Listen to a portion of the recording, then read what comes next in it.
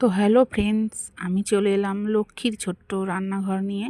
তো দেখো আজ কি আমার ঘরে রান্না হয়েছে। এই যে দেখো, আমি কিন্তু রান্না করার জন্য পেঁয়াজ কুচি, ধনেপাতা কুচি, জিরের গুঁড়ো, টমেটো কাটা, লঙ্কা কাটা সব কেটে নিয়েছিলাম।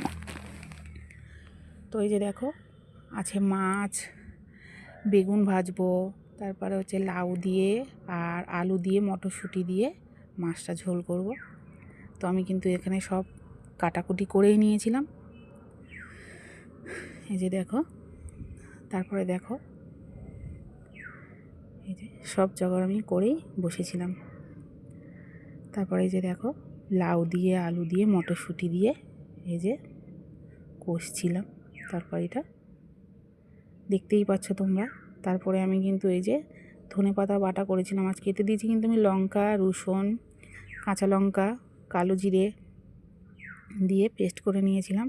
আর করেছিলাম এই যে বেগুন মাখা। তো বেগুন মাখাটা দেখো, টমেটো, বেগুন, রসুন, পেঁয়াজ, ধনেপাতা, কাঁচা লঙ্কা, শুকনো লঙ্কা ভেজে এই যে মা শুকনো লঙ্কাটা ডলছিল কীভাবে দেখো। এই যে দেখো, আচ্ছা করে নুন দিয়ে মাখছে মা লঙ্কার গুঁড়োটা।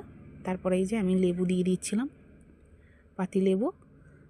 তো মা ওটাকে এই যে দেখো কত সুন্দর লাগছিল দেখতে, দেখো। জানি না খেতে কেমন হবে। তো আমি কিন্তু বেগুনটা পুড়িয়ে করিনি, আমি কিন্তু বেগুনটা ভেজে করেছি। আর এই যে দেখো, আমার কিন্তু সব রান্না প্রায় হয়ে গেছিলো। এই যে দেখতেই পাচ্ছ তোমরা, এই যে মাছের ঝোল। সবাইকে টাটা, শুভ দুপুর।